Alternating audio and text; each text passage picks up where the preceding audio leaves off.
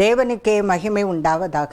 இயேசு கிறிஸ்துவின் இனிதான நாமத்தினாலே அன்பானவர்களே, உங்கள் அனைவருக்கும் என் வாழ்த்துக்களை தெரிவித்துக் கொள்கிறேன்.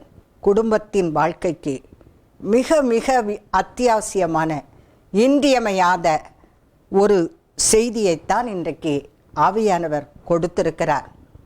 இந்த உலகத்திலே நாம் வாழ்வதற்காக படித்தாக வேண்டியதாக இருக்கிறது.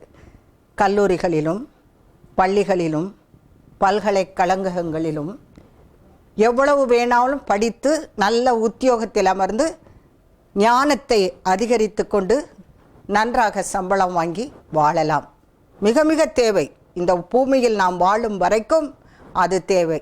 அதே நேரத்தில் ஒரு குடும்பத்தை கட்டி எந்த பிரச்சனையும் இல்லாமல் வாங்குகிற சம்பளம் ஒரு பக்கம் இருந்தாலும் நிம்மதியான, சமாதானமான, அமைதலான, ஒரு ஒழுங்கான, ஒரு கிரமமான வாழ்க்கை வாழ வேண்டுமானால் தேவனுடைய ஞானம், தேவனுடைய அறிவு, தேவனுடைய புத்தி நமக்கு மிக மிக தேவையான ஒன்றாக இருக்கிறது. இந்த ஞானத்தின் சிறப்பை யோபு தன்னுடைய 28ஆம் அதிகாரத்தில் மிக மிக தெளிவாக, அழகாக, நன்றாக புரியும்படியாக எழுதி வைத்திருக்கின்றார். நிறைய வசனங்கள் தான், ஆனாலும் அந்த ஞானத்தின் சிறப்பை குறித்து அவர் எழுதி வைத்திருக்கிற வசனங்களை இப்பொழுது நான் வாசிக்கப் போகிறேன். கவனமாக கேளுங்கள். வேத புத்தகம் இருந்தால், அருகில் இருந்தால் அதை எடுத்துக்கொள்ளுங்கள். யோபு 28ஆம் அதிகாரத்தை எடுத்துக்கொள்ளுங்கள். 12ஆம் வசனத்திலிருந்து கவனியுங்கள். ஆனாலும் ஞானம் கண்டெடுக்கப்படுவது எங்கே? புத்தி விளைகிற இடமெது? 13. அதன் விலை மனுஷனுக்கு தெரியாது. அது ஜீவனுள்ளோருடைய தேசத்திலே அகப்படுகிறதில்லை. 14. ஆழமானது, அது என்னிடத்தில் இல்லை என்கிறது. சமுத்திரமானதும் அது என்னிடத்தில் இல்லை என்கிறது. 15. அதற்கு ஈடாக தங்கத்தை கொடுக்கவும் அதற்கு கிரயமாக வெள்ளியை நிறுக்கவும் கூடாது. 16. ஓப்பீரின் தங்கமும் விலையேற பெற்ற கோமேதகமும் இந்திர நீல கல்லும் அதற்கு ஈடல்ல. 17. பொன்னும் பளிங்கும் அதற்கு ஒப்பல்ல. பசும் பொன் ஆபரணங்களுக்கு அதை மாற்றக்கூடாது. 18. பவளத்தையும் ஸ்படிகத்தையும் அத்தோடை ஒப்பிட்டு பேசலாகாது. முத்துக்களை பார்க்கிலும் ஞானத்தின் விலை உயர்ந்தது. 19. எத்தியோப்பியாவின் புஷ்பராகம் அதற்கு நிகரல்ல. பசும் பொன்னும் அதற்கு சரியல்ல. 20. இப்படி இருக்க ஞானம் எங்கே இருந்து வரும்? புத்தி தங்கும் இடம் எங்கே? தேவனுடைய ஞானம், புத்தி, அறிவு எப்படி கிடைக்கிறது? எப்பொழுது நாம் பெற்றுக்கொள்ளலாம்? எப்படி பெற்றுக்கொள்ளலாம்?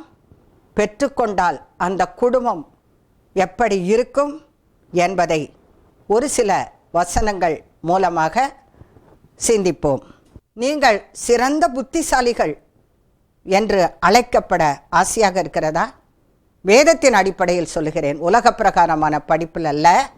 வேதத்தின் அடிப்படையில் சிறந்த புத்திசாலிகள் என்று நீங்கள் அழைக்கப்பட வேண்டுமானால் நான் வாசிக்கிற வசனங்களை கேட்டு அதன்படி நடப்பீர்களானால் தேவன் உங்களை புத்திசாலிகள் என்பார், மகா புத்திமான் என்பார், ஞானவான் என்று சொல்லுவார். தேவன் நம்மை பார்த்து ஞானவான் என்று சொன்னால் நமக்கு எவ்வளவு பெருமை! என் மகள் சிறந்த ஞானி என்று சாலமோன் பேர் வாங்கினான் அல்லவா? ஆவிக்குரிய தளத்தில் சாலமோன் ஞானி சொல்கிறாரு, சாதாரண ஆள் இல்லை. தேவனிடத்திலிருந்து ஞானத்தை பெற்ற சாலமோன் ஞானி சொல்கிறாரு, பேசாதிருந்தால் மூடனும் ஞானவான் எனப்படுவான். பேசாதிருந்தால் மூடனும் ஞானவான். அன்பானவர்களே, குடும்பத்தில் வாக்குவாதம் வருதுன்னு வைத்துக்கொள்ளுங்கள். ஒருவர் பேசினால், கணவன் பேசுகிறான், திட்டுகிறார் என்று வைத்துக்கொள்ளுங்கள். மனைவி வாய மூடிக்கணும், பேசவே கூடாது. அப்போ என்ன ஆகும்? சண்டை அந்த இடத்தில் அப்படியே அமர்ந்துவிடும். நீங்களும் பேச ஆரம்பித்தால், மதகுகளை திறந்து விட்டால் தண்ணீர் எப்படி பெருக்கெடுத்து ஓடுமோ அதுபோல மாறி மாறி மாறி சண்டை போட்டு அது எங்கே அளவுக்கு கொண்டு போய் நிறுத்தி இருக்கிறது என்று பல குடும்பங்களில் நான் பார்த்திருக்கிறேன். பேசாதிருந்தால் எந்த சந்தர்ப்பத்திலும் ஒரு குழப்பத்தில், ஒரு பிரச்சனையில், ஒரு சண்டையில் நாம் எப்படி இருக்க வேண்டும்? பேசாமல் இருந்தாலே போதும். பேசாமல் இருந்து புத்திமான் ஆகிறது எவ்வளோ ஈஸி. பேசினா அவன் என்ன செய்கிறான்? சண்டையை கிளப்பி விட்டு விடுகிறான். ஆகவே நீதிமொழிகள் கூறும் புத்திமான்களாக அன்பானவர்களே நீங்கள் மாற வேண்டுமா? குடும்பத்தில் சண்டைகள் வரும்பொழுது பேசாமல் வாயை மூடிக்கொள்ளுங்கள். தன் உதடுகளை மூடுகிறவன் சிறந்த புத்திமான் என்று எண்ணப்படுவான். ஆண்டவர் மிகவும் கஷ்டமான காரியங்களை சொல்லவில்லை. நிறைய படிக்க வேண்டும் என்று சொல்லவில்லை. நிறைய மனப்பாடம் பண்ணி ஒப்பிக்க வேண்டும் என்று சொல்லவில்லை. வாயை மூடிக்கொள்ளதான் சொல்லுகிறார். பேசாமல் இருக்க சொல்லி ஆவியானவர் எச்சரிக்கிறார். பேசாமல் இருந்தால் எவ்வளவோ காரியங்களை இந்த உலகத்தில் தடுத்து நிறுத்தலாம். அன்பானவர்களே, இது மிக மிக தேவைப்படுவது குடும்பத்தில் தான். நீதிமொழிகள் 14ஆம் அதிகாரம் 29ஆம் வசனம், நீடிய சாந்தம் உள்ளவன் மகா புத்திமான். ஆண்டவராகிய இயேசு கிறிஸ்துவினிடத்தில் இருந்துதான் நாம் பொறுமையை கற்றுக்கொள்ள வேண்டும். எவ்வளவு பாடுகள், அவ்வளவு பாடுகளிலும் ஆண்டவர் என்ன செய்தார்? இயேசு கிறிஸ்து தன் வாய் திறவாமல் இருந்தார். இந்த வசனம் என்ன சொல்லுகிறது? நீடிய சாந்தம் உள்ளவன் மகா புத்திமான். புத்திமான்லையும் மகா புத்திமான் அப்படியாக திகழ வேண்டுமா? அன்பானவர்களே, சாந்தமும் அமைதலும் உள்ள ஆவி உங்களை தாங்கும்படியாக ஆவியானவரிடத்தில் கேளுங்கள். ஆண்டவராக இயேசு கிறிஸ்து சொல்லுகிறார், நான் சாந்தமும் மனத்தாழ்மையும் உள்ளவன் என்று. அவருடைய பிள்ளைகளாகிய நாமும் எப்படி இருக்க வேண்டும்? சாந்தமும் மனத்தாழ்மையும் அமைதலும் உள்ளவர்களாக இருந்துவிட்டால் எவ்வளவோ பிரச்சனைகளை வாழ்க்கையில், குடும்பத்தில், வெளி உலகத்தில் தடுத்து நிறுத்திவிடலாம் அல்லவா? ஆண்டவராக இயேசு கிறிஸ்துவை நாம் பின்பற்றி நடக்க விரும்பினால் நாமும் கூட சாந்தம் உள்ளவர்களாக இருந்து மகாபுத்திமான்கள் என்ற பெயரை வாங்கிக் கொள்ளலாம். 10:23 புத்திமானுக்கோ ஞானம் உண்டு. புத்திமான் ஆகும் பொழுது ஞானம் அவனுக்குள் உருவாகிறது. அப்படி புத்திமான் ஆக வேண்டுமானால் என்ன செய்ய வேண்டும்? அமைதலாக இருக்க வேண்டும், சாந்தமாக இருக்க வேண்டும், பேசாமல் இருக்க வேண்டும், வாயை மூடிக்கொள்ள வேண்டும். இப்படி நாம் இருக்க கற்றுக்கொள்ளுமானால் ஞானம் நமக்குள் உற்பத்தியாகும். எப்படிப்பட்ட ஞானம்? தேவ ஞானம். 15:21 புத்திமானோ தன் நடக்கையை செவ்வாய்ப்படுத்துகிறான். புத்திமானாய் இருக்கிறவன் என்ன பண்ணுவான்? அவன் மட்டும் நேர்மையானவன் என்று சொல்லிவிட முடியாதல்லவா? மனிதன் தானே. சில வேளைகளில் ஆங்காங்கு சில பிழைகள், தவறுகள் அவன் செய்ய நேரிடும் பொழுது அவன் என்ன செய்கிறான்? தன் வாழ்க்கையை ஆராய்ந்து பார்த்து, உட்கார்ந்து அமர்ந்து, நாம் என்ன செய்து விட்டோம் தவறுகள் என்று அவன் சீர்தூக்கி பார்க்கிறான். சீர்தூக்கி பார்த்து என்ன செய்கிறான்? தன் வாழ்க்கையை அவன் செவைப்படுத்துகிறான். தாவீது ராஜா என்ன சொல்லுகிறார்? வேதனை உண்டாக்கும் வழி என்னிடத்தில் உண்டோ என்று பார்த்து என்னை நித்திய வழியிலே நடத்தும் என்று சொல்லுகிறார் அல்லவா? அன்பானவர்களே, புத்திமானாக நடக்க வேண்டுமானால் உட்கார்ந்து நாம் என்ன செய்தோம் இந்த நாளிலே என்று அன்றன்றைக்கு நம்மை நாமே சோதித்து அறிவோமானால் நாம் செய்திருக்கிற ஒரு சில சின்ன சின்ன தவறுகள் நம் புத்திக்கு தெரிய வரும். அப்பொழுது மன்னிப்பு கேட்டு ஆண்டவரிடத்தில் மன்னிப்பை பெற்று நம் வாழ்க்கையை சீர்படுத்தி, ஸ்திரப்படுத்தி, பலப்படுத்தி, திட்டப்படுத்தி நடக்க ஆரம்பிக்கும் பொழுது ஒரு பயங்கர நீதிமானாக நாம் மாறிவிடுவோம், புத்திமானாக மாறிவிடுவோம், ஞானவானாக மாறிவிடுவோம். அன்பானவர்களே, மிக மிக எளிதான காரியங்களை சொல்லி மகா பெரிய பட்டங்களை ஆண்டவர் தருகிறார் அல்லவா? தேவன் தருகிறார் அல்லவா? இந்த பட்டங்களை பெற்றுக்கொண்டோமானால் குடும்பம் எப்படி இருக்கும் தெரியுமா? இதை வாழ்க்கையில் அப்பியாசப்படுத்துங்கள். 19:25 புத்திமானை கடிந்து கொள், அவன் அறிவுள்ளவனாவான். சாதாரணமாக மனிதர்கள்ட்ட போய் அவங்க செய்கிற தவறுகளை சொல்லி பாருங்களேன், ஒத்துக்கொள்ளவே மாட்டார்கள். தான் செய்தது தவறு என்று ஒரு பொழுதும் அவர்கள் ஒத்துக்கொள்ள மாட்டார்கள். ஆனால் புத்திமானிடம் சென்று அவனை கடிந்து கொண்டால் அவன் நிதானித்து பார்ப்பான்.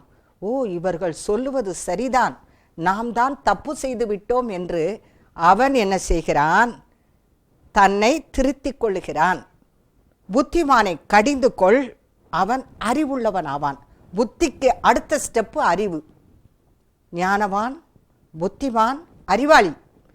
புத்திமானை கடிந்து கொண்டு அல்லது அவனே ஆராய்ந்து பார்த்து தன் வழிகளை அவன் செவைப்படுத்த ஆரம்பிக்கும் பொழுது அவன் எப்படி மாறுகிறான்? அறிவாளியாக மாறுகிறான். அன்பானவர்களே, புத்திமானாக, அறிவாளியாக, ஞானவானாக மாற வேண்டுமா?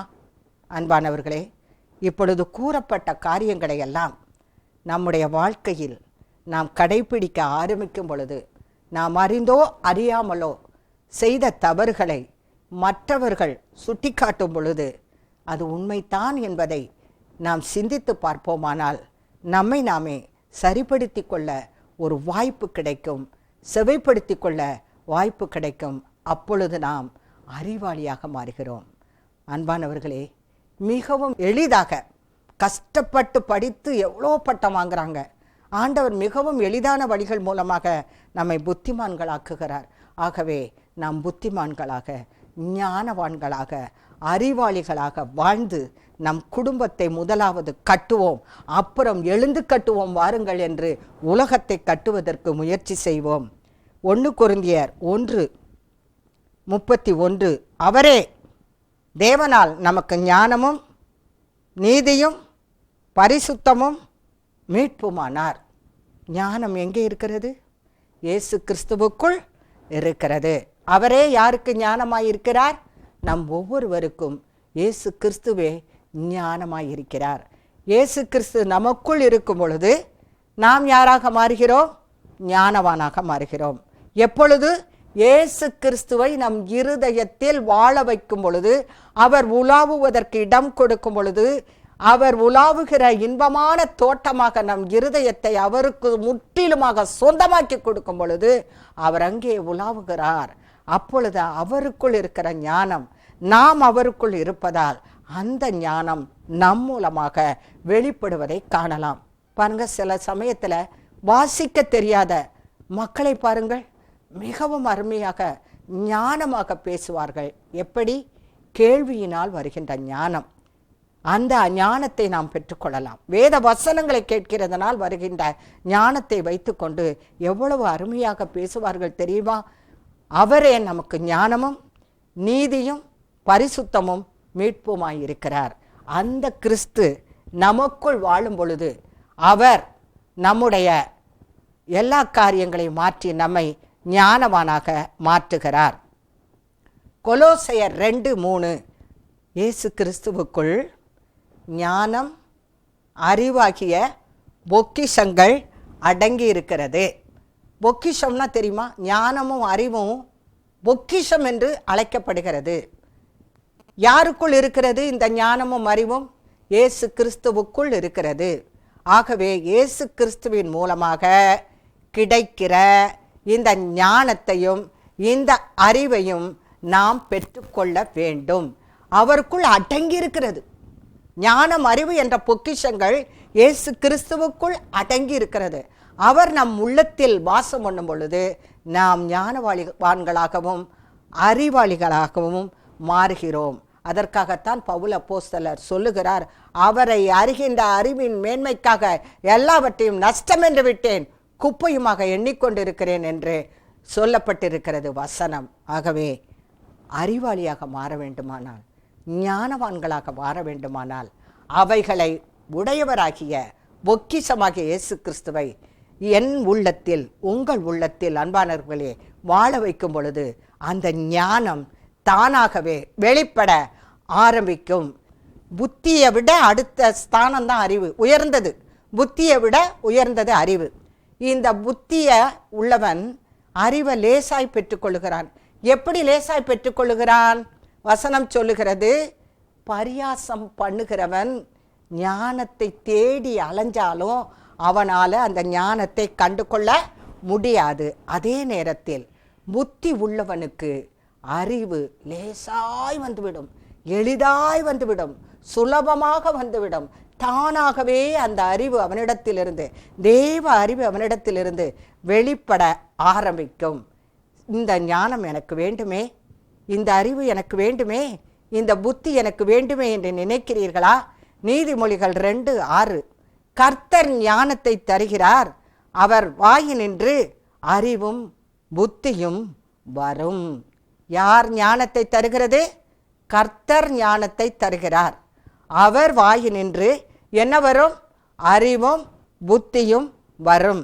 அவர் வாயினின்று வருகின்ற அறிவையும் அவர் வாயினின்று வருகிற புத்தியையும் நாம் பெற்றுக்கொள்ள வேண்டுமானால் வேதத்தின் முன் அமர வேண்டும், வேதத்தை தியானிக்க வேண்டும், வாசிக்க வேண்டும். உம்முடைய வேதத்தின் மகத்துவங்களை காணும்படி என்னுடைய ஆவிக்குரிய கண்களை திறந்தரலும் என்று கேட்டு பரிசுத்த ஆவியானவருடைய ஒத்தாசையோடு கூட வேதத்தை வாசிக்க ஆரம்பிக்கும் பொழுது இந்த ஞானம், இந்த புத்தி, இந்த அறிவை தேவனே நமக்கு தருகிறவராக இருக்கிறார். ஆகவே பெற்றுக்கொண்டால் குடும்பத்தை தேவ ஞானத்தோடும் அறிவோடும் புத்தியோடும் நடத்தும் பொழுது பிள்ளைகள் நன்றாக வளருவார்கள். உலக ஞானம் கொடுக்காத எல்லா காரியங்களையும் தேவ ஞானம் கொடுக்கும். நீதிமொழிகள் 19:18. ஞானத்தை பெற்றுக்கொள்ளுகிறவன் தன் ஆத்துமாவை சிநேகிக்கிறான், புத்தியை காக்கிறவன் நன்மை அடைவான். தேவனுடைய அறிவு, தேவனுடைய ஞானம், தேவனுடைய புத்தியை காத்து கொள்ளுகிறவன், பெற்றுக்கொள்ள வேண்டும் என்ற ஆர்வமுடையவன், பெற்றுக்கொண்ட அந்த ஞானத்தை புத்தியை கெடுத்து விடாமல் பாதுகாக்க வேண்டும் என்று நினைக்கிறவன் நன்மை அடைவானே தவிர அவன் எந்த காலத்திலும் அழிந்து போவதே கிடையாது. நீதிமொழிகள் 3:13. ஞானத்தை கண்டடைகிற மனுஷனும் புத்தியை சம்பாதிக்கிற மனுஷனும் பாக்கியவான். சம்பாதிக்கிறதும் எப்படி இந்த உலக படிப்பை வைத்து பணத்தை சம்பாதிக்கிறார்களோ அதுபோல ஞானத்தை கண்டடைய வேண்டும், புத்தியை சம்பாதிக்க வேண்டும். புத்தியை யாரிடத்திலிருந்து சம்பாதிக்க வேண்டும்? பரிசுத்த ஆவியானவரிடத்திலிருந்தும் கர்த்தராகிய இயேசு கிறிஸ்துவினிடத்திலிருந்தும் இந்த ஞானத்தை சம்பாதிக்க முடியுமே தவிர வேறு எங்கேயும் இந்த ஞானத்தை கண்டடைய முடியாது. அதற்காகத்தான் முதலில் உள்ள அத்தனை வசனங்களை வாசித்தேன். அந்த ஞானத்தை இந்த உலகத்தில் உள்ள எவ்வளவு விலையேறப்பெற்ற பொருள்களுக்கு ஈடாக்க முடியாது. உலகத்தையே கொண்டு வந்து குவித்தாலும் தேவ ஞானத்தை பெற்றுக்கொள்ள முடியாது. தேவ ஞானத்தையும் அறிவையும் புத்தியையும் ஆண்டவராகிய இயேசு கிறிஸ்துவிடமிருந்தும் பரிசுத்த ஆவியானவரிடமிருந்து மட்டுமே பெற்றுக்கொள்ள முடியுமே தவிர அதற்கு வேறு வழி இல்லை. ஞானத்தை கண்டடைகிறவன் பாக்கியவான். நாம் யாரை பாக்கியவான் என்று சொல்லுகிறோம்? நல்ல கார், நல்ல பெரிய பங்களா, நல்ல வசதி, சுகபோகமான வாழ்க்கை உடையவர்களை என்ன சொல்லுகிறோம்? இவர்கள் பாக்கியவான்கள் என்று சொல்லுகிறோம். ஆனால் உண்மையில் பாக்கியவான்கள் யார்? ஞானத்தை கண்டடைகிற மனுஷனும் புத்தியை சம்பாதிக்கிற மனுஷனும் பாக்கியவான். நீதிமொழிகள் 10:14. ஞானவான்கள் அறிவை சேர்த்து வைக்கிறார்கள். தேவ அறிவை என்ன செய்கிறாங்க? நல்லா மூளையில், இருதயத்தில், ஆத்மாவில் சேர்த்து வைக்கிறாங்க. தேவனை அறிகின்ற அறிவை அவங்க சேர்த்து வச்சு என்ன பண்ணுறாங்க? அதை வெளிப்படுத்துகிறார்கள். தேவ அறிவு வெளிப்படும் பொழுது வாழ்க்கையில் எல்லா காரியங்களையும் நேர்மையாய் ஒழுங்காய் நடைபெறும். அங்கு குற்றங்கள் வராது, அங்கு பாவங்கள் வராது, அங்கு தீமைகள் வராது, அங்கு அநீதி நிறைந்த காரியங்கள் வராது. தேவனுக்கு பிரியமில்ல காரியங்கள் எந்த விதத்திலும் நுழைய முடியாது. அறிவை காத்து வைக்கிறதுனால் சத்ருவானவன் அவன் கிட்டத்தில் நெருங்க முடியாது, அவனை தொட முடியாது, சேதப்படுத்த முடியாது. எனவே அன்பானவர்களே, நீங்கள் எதை சேர்த்தாலும் சேர்க்காவிட்டாலும் பரவாயில்லை, ஞானவான்களாகி தேவனுடைய அறிவை சேர்த்து வைத்து குடும்பத்திலே அதை வெளிப்படுத்தி எங்கெங்கு நீங்கள் செல்லுகிறீர்களோ அங்கெல்லாம் அதை வெளிப்படுத்தி காட்டுங்கள். தானியேல் 1:20. ஞானத்துக்கும் புத்திக்கும் அடுத்த விஷயத்தில் ராஜா அவர்களை கேட்டு விசாரித்த பொழுது ராஜ்யம் எங்கும் உள்ள சகல சாஸ்திரிகளிலும் சோசியர்களிலும் அவர்களை 10 மடங்கு சமர்த்தர்களாக கண்டார்கள். தானியேல் எப்படி விளங்கினாரு? 10 மடங்கு சமர்த்தர்களாக. அந்த ஊரில் உள்ள சாஸ்திரிகள், சோசியர்கள் எல்லாரை பார்க்கிலும் இவர்கள் ராஜா பார்த்த பொழுது, சோதித்து பார்த்த பொழுது தானியேல் எப்படி விளங்கினான்? மற்ற எல்லாரை காட்டிலும் 10 மடங்கு சமர்த்தனாக விளங்கினான். ராஜாவினுடைய போஜனத்தை கூட வெறுத்து தள்ளினவன். அவனுக்கு எங்கிருந்து அந்த ஞானம் வந்தது? தேவனிடத்திலிருந்து தான் அந்த ஞானம் வந்தது. ஒரு சாலோமோன் மற்றும் ஞானத்தை பெற்றுக்கொண்டானா? அதைவிட பெரியவர் இங்கே இருக்கிறார். இப்பொழுது நமக்கு அதைவிட அதிகமான ஞானத்தை தர வல்லமை உடையவராக இருக்கிறார். பின்னும் கர்த்தர் மோசேயை நோக்கி, நான் யூதாவின் கோத்திரத்தின் ஊருடைய மகனான ஊரியின் குமாரன் பெசலேயேலை பேர் சொல்லி அழைத்து மற்றும் சகல வேலைகளையும் யூகித்து செய்கிறதற்கும் வேண்டிய ஞானமும் புத்தியும் அறிவும் உண்டாக அவனை தேவ ஆவியினால் நிரப்பினேன். ஞானம், அறிவு, புத்தி 3ஐயும் சேர்ந்து பெசலேயேலுக்கு யார் கொடுத்தது? பரிசுத்த ஆவியானவர். அவனை நிரப்பி எல்லா வேலைகளையும் யூகித்து செய்வதற்குரிய ஞானத்தையும் புத்தியையும் அறிவையும் கொடுத்ததாக நாம் இங்கே வாசிக்கிறோம். அன்பானவர்களே, குடும்பத்தை நடத்துவதற்கு ஞானம் வேண்டும், தேவ ஞானம் வேண்டும், தேவ அறிவு வேண்டும், தேவ புத்தி வேண்டும். புத்தியுள்ள ஸ்திரீ தன் வீட்டை கட்டுகிறாள். ஆனால் புத்தி இல்லாத ஸ்திரீயோ தன் வீட்டை தானே இடித்து போடுகிறாள். அந்த காலத்திலேயே பரிசுத்தவான்கள், மோசே போன்ற பரிசுத்தவான்கள் கைகளை வைத்தபோது ஞானத்தின் ஆவியால் நிரப்பப்பட்டால், இப்பொழுது பரிசுத்த ஆவியானவர் நமக்கு தரப்பட்டிருக்கிறார், நிரந்தரமாக தரப்பட்டிருக்கிறார், நமக்குள் வாசம் பண்ணுகிறார். அவரிடத்தில் ஞானத்தின் ஆவி ஒன்று. ஆகவே இந்த ஞானத்தின் ஆவியை நாம் பெற்றுக்கொள்ளுவோம். ஞானம் எப்படி வரும்? கர்த்தருக்கு பயப்படும் பொழுது வரும். கர்த்தருக்கு பயப்படுவதே ஞானம், பொல்லாப்பை விட்டு விலகுவதே புத்தி. அன்பானவர்களே, குடும்பத்தை நடத்தி செல்ல இந்த ஞானம், இந்த அறிவு, தேவ புத்தி நமக்கு மிக மிக அவசியமாக இருக்கிறபடியால் தேவ பாதத்தில் அமர்ந்து புத்திமான்களாக, ஞானவான்களாக, ஆண்டவருக்குள்ள அறிவாளிகளாக மாற வேண்டுமானால் வேதத்தை படித்து அவருடைய ஞானத்தால் நிறைந்து குடும்பத்தை நடத்தி இந்த உலகத்தையும் தேவனுக்குள் நடத்த தேவன் தாமே கிருபை பாராட்டுவாராக. ஜெபிப்போம். அன்புள்ள நல்ல பிதாவே, நல்ல போதித்தீர் ஆண்டவரே, ஞானம், அறிவு, புத்தி உம்மிடத்தில் இருக்கிறது. எளிதான வழியிலே சுலபமான காரியங்களை செய்து ஞானத்தையும் அறிவையும் புத்தியையும் பெற்றுக்கொள்வதற்கு நீர் எங்களுக்கு இலவசமாக கொடுக்க ஆவலோடு காத்து கொண்டு இருக்கிறீர். இந்த நாளிலே பேசி இருக்கிறீர். இந்த ஞானம், அறிவு, புத்தியை நாங்கள் ஒவ்வொருவரும் பெற்று கர்த்தாவே, எங்கள் குடும்பத்தின் மக்கள், இன்னும் நாங்கள் அறிந்தவர்கள் எல்லோரையும் உமக்குள்ளாக வழிநடத்த எங்களுக்கு வேண்டிய ஞானத்தையும் அறிவையும் புத்தியையும் இந்த நாளிலே தந்து எங்களை ஆசீர்வதிக்க வேண்டும் என்று இயேசு கிறிஸ்துவின் மூலமாக வேண்டிக் கொள்கிறேன். நல பிதாவே, ஆமேன், ஆமேன், ஆமேன். இந்த செய்தி உங்களுக்கு பயனளித்திருக்கும் என்று நான் நம்புகிறேன். தேவன் தாமே உங்களை ஆசீர்வதிப்பாராக. God bless you. அல்லேலூயா. இயேசு மாத்திரம் எனக்கு போதுமே, இன்ப இயேசு மாத்திரம் எனக்கு போதுமே, இயேசு மாத்திரம் எனக்கு போதுமே, இன்ப இயேசு மாத்திரம் எனக்கு போதுமே, போதுமே, போதுமே, போதுமே, போதுமே, போதுமே, போதுமே, இயேசு மாத்திரம் எனக்கு போதுமே, நான் வாழ்வதே அவருக்காகவே, என்றுமே மறவாத இயேசு போதுமே, ஒருபோதும் மாறிடாத இயேசு போதுமே, என்றுமே மறவாத இயேசு போதுமே, ஒருபோதும் மாறிடாத இயேசு போதுமே, சூழ்நிலைகள் மாற்றிடும் இயேசு போதுமே, நடக்கும் வழி காட்டிடும் இயேசு போதுமே, சூழ்நிலைகள் மாற்றிடும் இயேசு போதுமே, நடக்கும் வழி காட்டிடும் இயேசு போதுமே, இயேசு மாத்திரம் எனக்கு போதுமே, இன்ப இயேசு மாத்திரம் எனக்கு போதுமே, இயேசு மாத்திரம் எனக்கு போதுமே.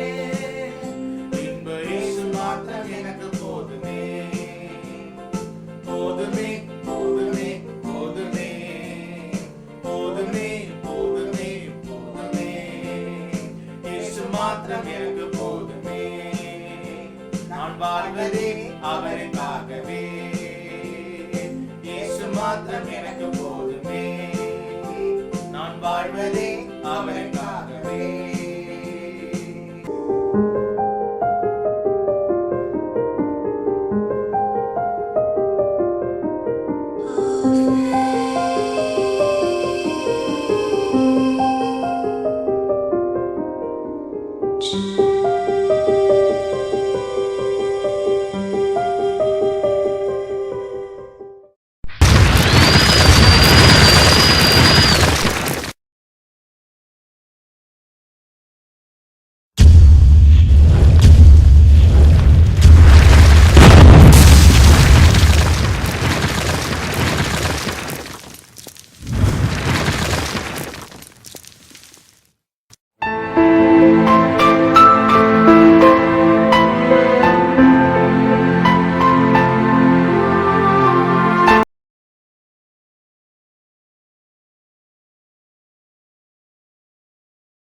தேவனுக்கே மகிமை உண்டாவதாக. இயேசு கிறிஸ்து இனிதான நாமத்தினாலே அன்பானவர்களே, அனைவருக்கும் என் அன்பின் வணக்கத்தை தெரிவித்துக் கொள்கிறேன். தேவனுடைய பிள்ளைகள், குமாரர்கள், குமாரத்திகள், புத்திரர்கள், புத்திரிகள், சீயோன் குமார்த்திகள், சீயோன் குமாரர்கள், ஊழியக்காரர்கள், பரிசுத்தவான்கள், நீதிமான்கள், விசுவாசிகள் எல்லாரையும் உள்ளடங்கின ஒரு லிஸ்ட் என்னன்னா தேவ ஜனம். இவங்க எல்லாரையுமா சேர்த்து ஆண்டவர் என்ன சொல்லுகிறார் என்றால், என் ஜனம். நம்ம எல்லாருமே என்றைக்கு அவருடைய பிள்ளைகளாக மாறுகிறோமோ அன்றைக்கே அவர் நம்மை அவருடைய ஜனங்கள் என்று உரிமை பாராட்டி பெருமையோடு, அன்போடு, பரிவோடு, பாசத்தோடு என் ஜனம், இவர்கள் என் ஜனம் என்று அழகாக சொல்லுகின்றார். நம்ம கூட சில பேரை பார்த்து அவர்களுடைய தராதரத்தை பார்த்து தான் இவங்க சொந்தக்காரங்க என்று சொல்லுவோம். சில பேரை சொல்லாமல் விட்டு விடுவோம். ஆனால் தேவன் அவ்வளவு நல்லவர், அவ்வளவு அன்புள்ளவர். நம்ம எல்லாரையும் பார்த்து அவர் தேவ ஜனம் என்று அழைக்கின்றார். இன்றைக்கு செய்தியின் தலைப்பு என்னவென்றால் தேவ ஜனங்கள். அதை பற்றித்தான் இன்றைக்கு ஆவியானவர் பேசும்படியாக சொல்லியிருக்கின்றார்.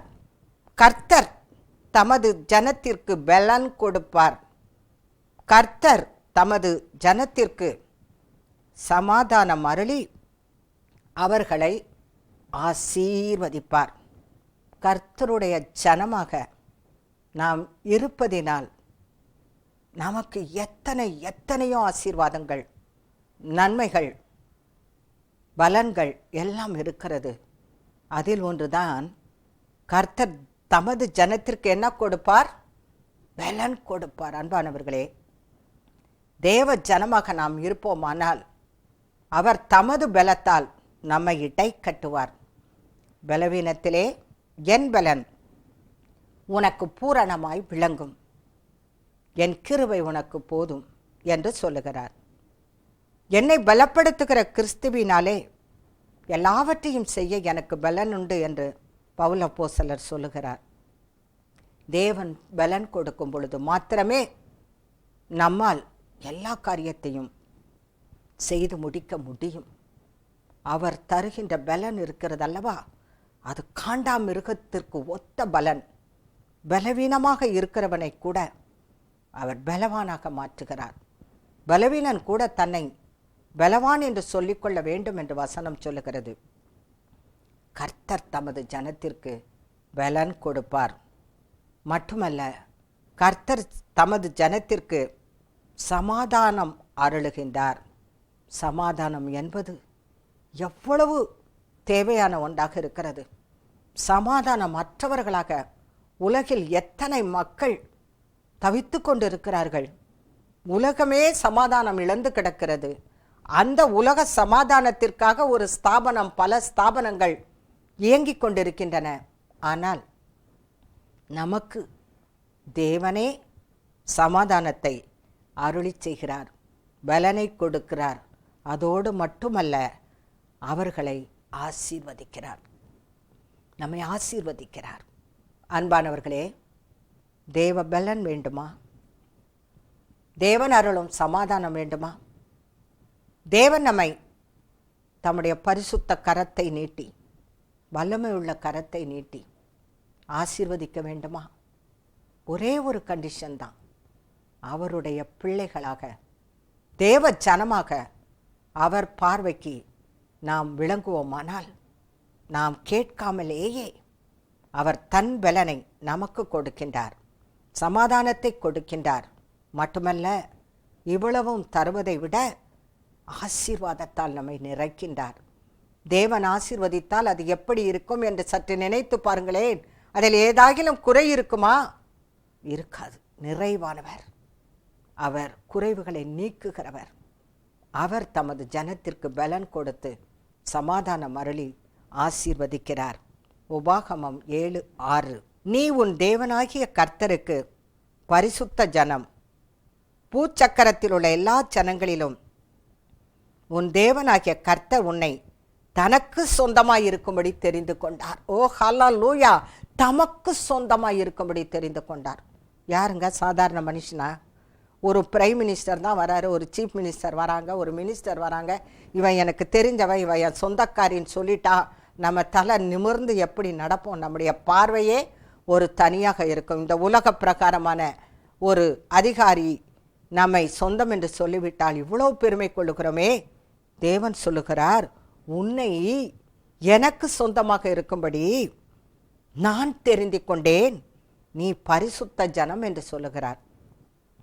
அன்பானவர்களே, ரொம்ப வருடங்களுக்கு முன்பு எங்கள் அப்பா ஒரு மாவட்ட கல்வி அதிகாரி, டிஸ்ட்ரிக்ட் எஜுகேஷனல் ஆஃபீஸர். அதுவும் ரொம்ப வருடங்களுக்கு முன்னாடி 1-2 பேர் தான் அந்த ஆஃபீஸர் அப்படி இருப்பாங்க. ஜீப் ஒன்று கொடுத்துருவாங்க. ரொம்ப நல்ல மதிப்புள்ள ஒரு போஸ்ட்டு. நான் கவர்மெண்ட் பள்ளிக்கூடத்தில் தான் படித்தேன். எங்கள் அப்பாவுக்கு அடிக்கடி டிரான்ஸ்ஃபர் ஆகிறனால எங்கள் அப்பா தான் எங்கள் பள்ளிக்கூடத்துக்கு இன்ஸ்பெக்ஷனுக்கு வருவாங்க. ஒரு பிள்ளைங்க விடாமல் யாரெல்லாம் பார்க்குறனோ, நாளைக்கு ஒருத்தர் வருவார், நல்லா ஃபேராக இருப்பார், நல்லா சுருள முடியாக இருக்கும். அது யார் தெரியுமா? எங்கள் அப்பா. அதுதான் எங்கள் அப்பா. இன்ஸ்பெக்ஷன் நாளைக்குன்னா இன்றைக்கி அந்த பள்ளிக்கூடத்தில் யாரை பார்க்குறோனோ அவங்ககிட்டெல்லாம் சொல்லி தம்பட்டை அடித்து எங்கள் அப்பா மாவட்ட கல்வி அதிகாரி அதிகாரி அதிகாரி என்று சொல்லிவிடுவேன்.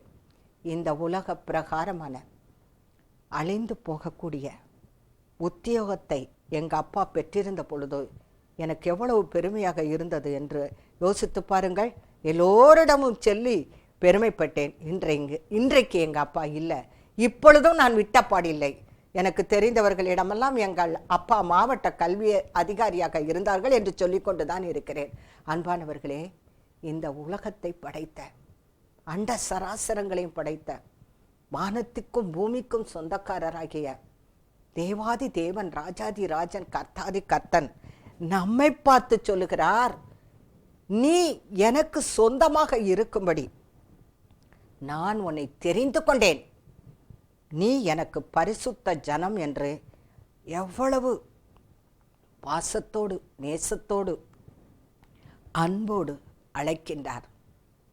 மகிழ்ச்சியாக இருக்கிறதா? நாம் அவருக்கு சொந்த ஜனம் என்று சொல்லிக் கொள்வதில் எத்தனை மகிழ்ச்சி நமக்கு இருக்க வேண்டும். அன்பானவர்களே, நமக்கு சொந்தக்காரர் ஒருவர் இருக்கிறார். அவர் யார்? இந்த உலகத்தை படைத்த தேவன், நமக்காக ஜீவன் தந்த தேவன், நமக்காக உயிர்த்தெழுந்த தேவன், நமக்காக எல்லாவற்றையும் செய்கிற ஒருவர் இருக்கிறார் என்பதை என்றென்றைக்கும் மறந்து போய் விடாதீர்கள். நீங்கள் தேவனுடைய சொந்த ஜனம்.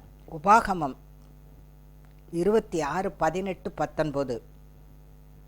கர்த்தர் உனக்கு வாக்கு கொடுத்து உனக்கு சொல்லியிருக்கிறபடி நீ என்னுடைய கட்டளைகளை எல்லாம் கைக்கொண்டால் என் சொந்த ஜனமாய் இருப்பாய் என்று சொல்லுகிறார்.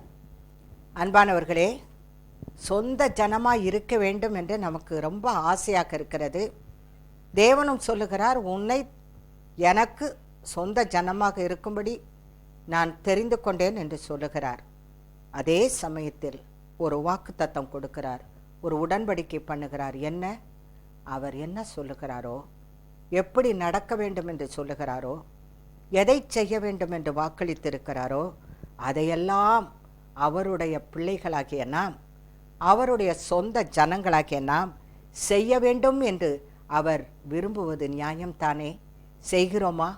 அன்பானவர்களே, அவர் உரிமையோடு எப்படி நம்மை சொந்த ஜனம் என்று அழைக்கிறாரோ அந்த அழைப்புக்கு பாத்திரவான்களாக நாம் நடக்க வேண்டுமானால் நாம் என்ன செய்ய வேண்டும்? அவருடைய கட்டளைகளை எல்லாம் கை கொண்டு நடக்கும் பொழுது என்றென்றைக்குமே அவருக்கு சொந்த ஜனமாக நாம் இருக்கலாம். 19ஆம் வசனம், நான் உண்டு பண்ணின எல்லா ஜாதிகளை பார்க்கிலும் புகழ்ச்சியிலும் கீர்த்தியிலும் மகிமையிலும் உன்னை சிறந்திருக்கும்படி செய்வேன். நான் சொன்னபடியே நீ உன் தேவனாகிய கர்த்தரான எனக்கு பரிசுத்த ஜனமாய் இருப்பாய் என்றும் அவர் இன்று உனக்கு சொல்லுகிறார் என்றான். புகழ்ச்சி, கீர்த்தி, மகிமை உள்ளவர்களாக நம்மை மாற்றுகிறார். அவருடைய சொந்த ஜனம் பரதேசிகள் அல்ல, உயர்ந்தவர்கள், மேன்மையானவர்கள். மகிழ்ச்சி, புகழ்ச்சி, கீர்த்தி, மகிமை இவ்வளத்தையும் யார் கொடுக்கிறாரு?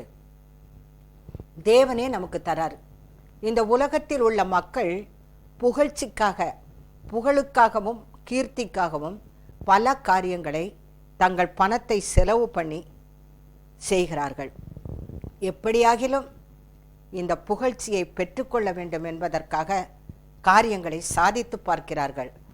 நமது தேவன் என்ன சொல்லுகிறார்?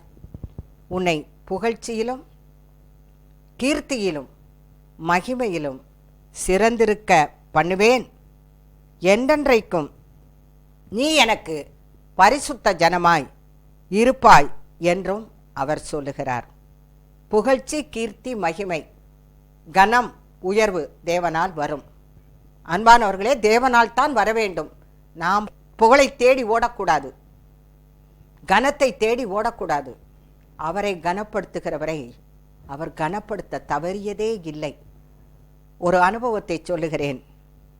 ஒரு புத்தகத்தை நான் மொழிபெயர்த்திருந்தேன். அந்த புத்தகம் வெளியாகும் நாள் வந்தது. அது ஒரு ஞாயிற்றுக்கிழமையாக இருந்தபடியால் நான் என்னை அப்படியே மேலே கூப்பிட்டு, இந்த புஸ்தகத்தை மொழிபெயர்த்தவள் இவள்தான் என்று சொல்லி அந்த புத்தகத்தை வெளியிடுவார்கள் என்று மிக ஆர்வத்தோடு நல்ல பட்டு சாரியெல்லாம் கட்டிட்டு ஆலய ஆராதனையிலே என் மனசு போகல. எப்போ என்னை கூப்பிடுவார்கள், எப்பொழுது இந்த புத்தகத்தை வெளியிடும் பொழுது என்னை கனப்படுத்துவார்கள் என்று எதிர்பார்த்து கொண்டிருந்தேன். அந்த சர்வீஸும் முடிந்தது. அந்த புத்தகத்தை பற்றி ஒன்றுமே சொல்லவில்லை.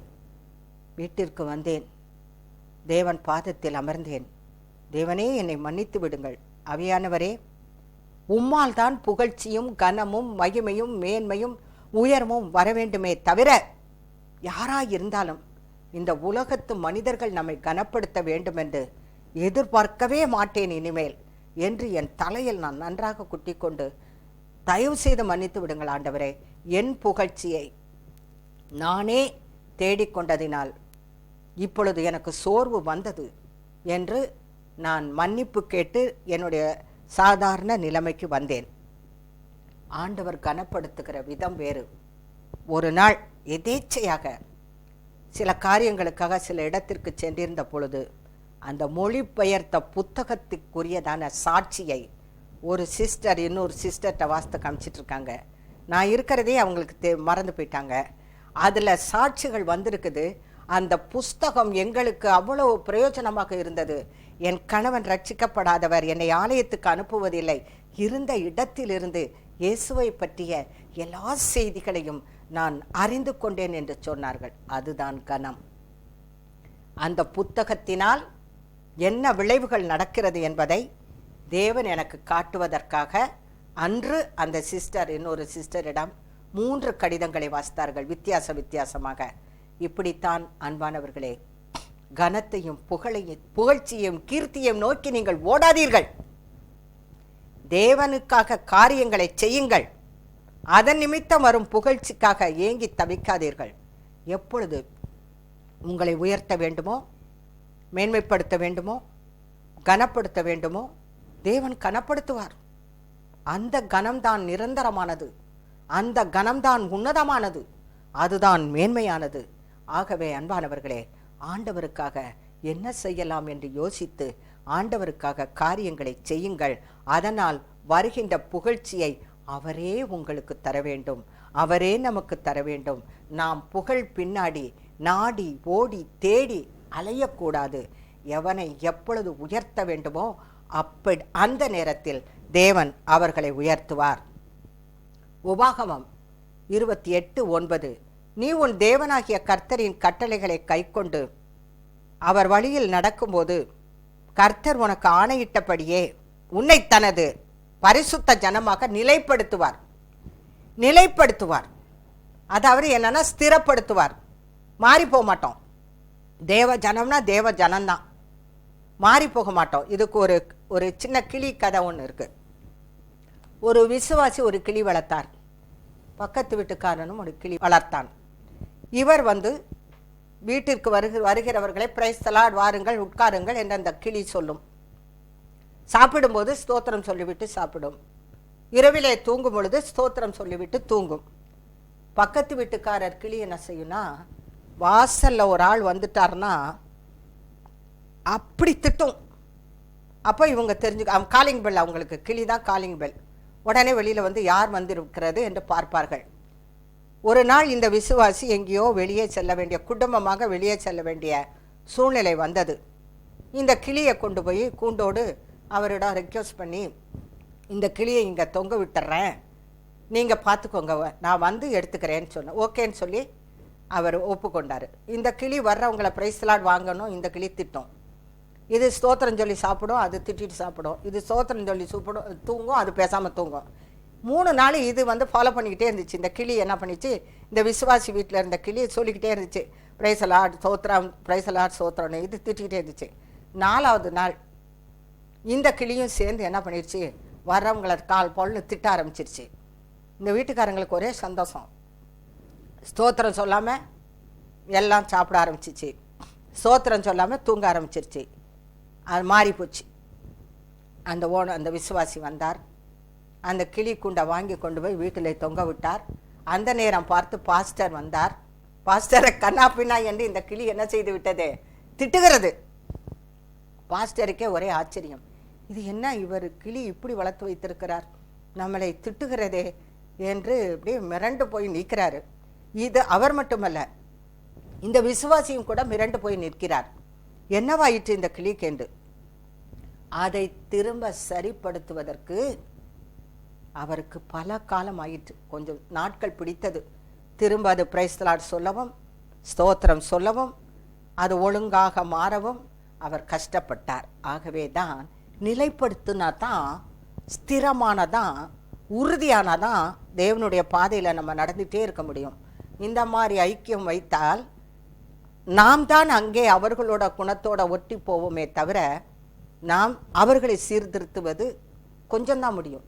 கொஞ்சம் பேர் தான் அதை சீர்திருத்த முடியும். எனவே இந்த கிளி போல் அல்ல, ஆண்டவருடைய பார்வையிலே என்றென்றைக்கும் ஒரே மாதிரியாக அவர் நம்மை அவருடைய சொந்த ஜனமாக, அவருடைய பரிசுத்த ஜனமாக நிலைப்படுத்துவார்.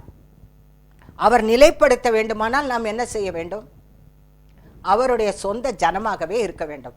அதற்கு என்ன செய்ய வேண்டும், அவருடைய கட்டளைகளை எல்லாம், எதையெல்லாம் செய்ய வேண்டும் என்று சொல்லி இருக்கிறாரோ அவைகளையெல்லாம் தவறாமல் ஒழுங்காக நேர்மையாக நாம் செய்து கொண்டே போக வேண்டும். அப்படியானால் அவருடைய சொந்த ஜனமாக என்றென்றைக்கும் நிலைத்திருக்கலாம்.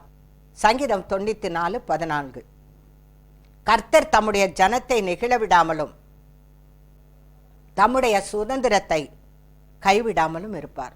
கர்த்தர் தம்முடைய ஜனத்தை ஒருபோதும் வெட்கப்பட்டு போக விட மாட்டார், கைவிடவும் மாட்டார். அப்போ அவருடைய சொந்த ஜனமாக இருக்கிறதுனால நமக்கு கிடைக்கிற நன்மைகளில் ஒன்று என்ன, நெகிழ விட மாட்டார். 2வது கைவிட மாட்டார். உலகத்து மனிதர்கள் அப்படியே கைவிட்டு விடுகிறார்கள், துரோகம் பண்ணி விடுகிறார்கள். ஆனால் நம் தேவன், நம் நேசர், நம் அன்பர் ஒருபோதும் நம்மை கைவிடவே மாட்டார். நம்மை விட்டு அவர் விலகவே மாட்டார். நம்மை நெகிழ விடவே மாட்டார். நம்மை அவர் அன்பாக நேசிக்கிறார். மிகவும் நல்ல தேவன் நமக்கு இருக்கிறார். ஏசாயா 43 21ஆம் வசனம். இந்த ஜனத்தை எனக்கென்று ஏற்படுத்தினேன், இவர்கள் என் துதியை சொல்லி வருவார்கள். தேவ ஜனங்கள் என்ன செய்ய வேண்டும்? தேவனுடைய துதிகளை சொல்லி வர வேண்டும். அப்படியானால் என்ன? தினமும் அனுதினமும் தேவனை துதிக்க வேண்டும். தாவீது ராஜா தன் வாழ்நாள் முழுவதும் கிண்ணறங்கள் வாசித்து தேவனை துதித்து பாடி மகிழ்ந்து போராட்டத்திலேயும் துன்பத்திலேயும் உபத்திரவத்திலேயும் துதித்து கொண்டே இருந்தார். அதே போல தேவ ஜனங்களாகிய நாம் என்ன செய்ய வேண்டும்? தேவனை துதிக்க வேண்டும். இந்த ஜனத்தை எனக்கென்று ஏற்படுத்தினேன், என் ஜனங்கள் என்ன செய்வார்கள்? என் துதியை சொல்லி வருவார்கள் என்று சொல்லப்பட்டிருக்கிறது. தேவனுடைய துதியை நாம் சொல்லி வருகிறோமா? அனுதினமும் தேவனை துதிக்கிறோமா? இல்லை ஆராதனையில் மட்டும் தேவனை துதிக்கிறோமா? ஒவ்வொரு நாளும் தேவனை துதிக்க கடமைப்பட்டிருக்கிறோம். சங்கீதம் 106:1, கர்த்தரை துதியுங்கள், அவர் நல்லவர், அவர் கிருபை என்றும் உள்ளது. சங்கீதம் 107:1, கர்த்தரை துதியுங்கள், அவர் நல்லவர், அவர் கிருபை என்றும் உள்ளது. சங்கீதம் 118:1, கர்த்தரை துதியுங்கள், அவர் நல்லவர், அவர் கிருபை என்றும் உள்ளது. 118:29, கர்த்தரை துதியுங்கள், அவர் நல்லவர், அவர் கிருபை என்றும் உள்ளது. சங்கீதம் 136:1, கர்த்தரை துதியுங்கள், அவர் நல்லவர், அவர் கிருபை என்றும் உள்ளது. நாசியில் சுவாசமுள்ள யாவும் கர்த்தரை துதிப்பதாக என்று தாவீது ராஜா இத்தனை முறை சொல்லியிருக்கிறார். ஆம், கர்த்தரை நாம் துதிக்கும்படியாக தேவ ஜனமாக தெரிந்தெடுத்திருக்கிறார். அன்பானவர்களே, இன்றிலிருந்து உங்கள் துதியை அதிகப்படுத்திக் கொள்ளுங்கள். சங்கீதம் 144:15, இவ்விதமான சீரை பெற்ற ஜனம் பாக்கியம் உள்ளது, கர்த்தரை தெய்வமாக கொண்டிருக்கிற ஜனம் பாக்கியம் உள்ளது. நாம் தான் பாக்கியம் உள்ளவர்கள். கர்த்தர் அவர் நம்மை அவருடைய சொந்த ஜனமாக தெரிந்தெடுத்திருக்கிறாரே, நம்மை போல பாக்கியம் உள்ளவர்கள் இந்த உலகத்தில் எவரும் இல்லை. அவர் நம்மை தெரிந்தெடுத்திருக்கிறார். நாம் பாக்கியம் உள்ளவர்களாக இருக்கிறோம். லேவியராகமம் 20:24, நீங்கள் அவர்கள் தேசத்தை சுதந்திரிப்பீர்கள் என்று உங்களோடே சொன்னேன், பாலும் தேனும் ஓடுகிற அந்த தேசத்தை உங்களுக்கு சுதந்திரமாக கொடுப்பேன்.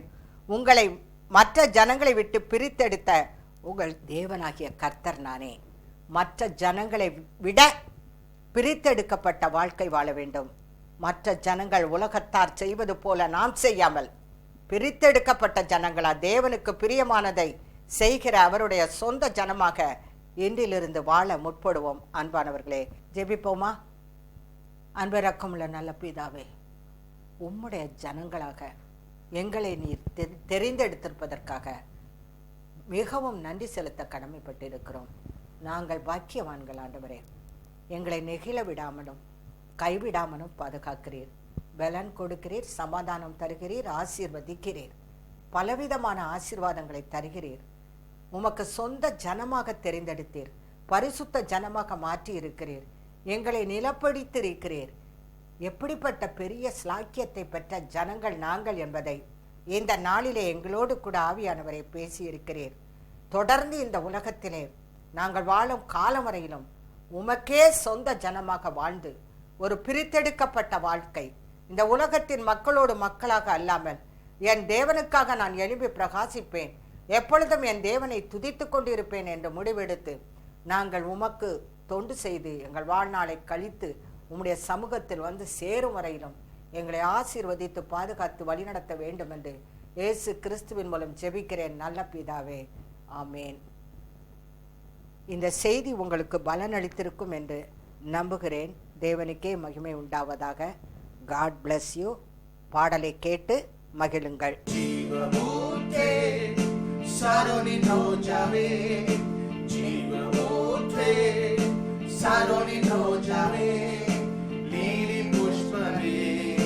மதுரமானவரே, லீலி புஷ்பமே, மதுரமானவரே, ஜீவமூற்றே, சரோனின் ரோஜாவே, ஜீவமூற்றே, சரோனின் ரோஜாவே, லீலி புஷ்பமே, மதுரமானவரே, லீலி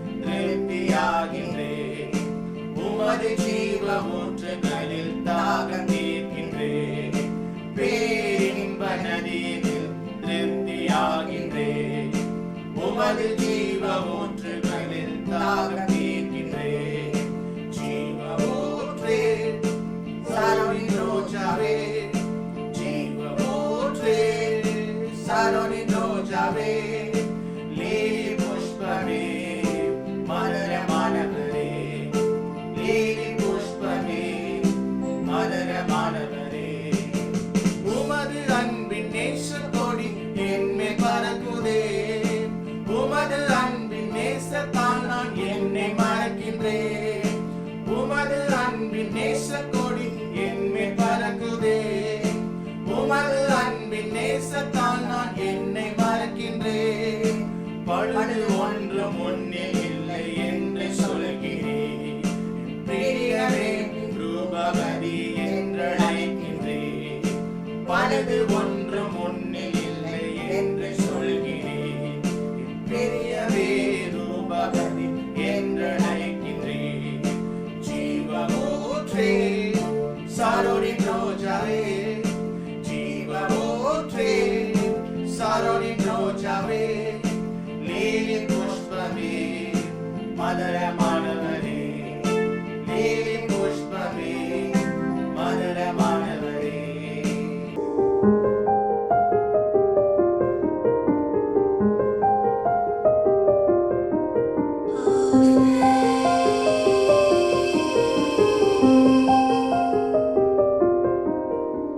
Thank you.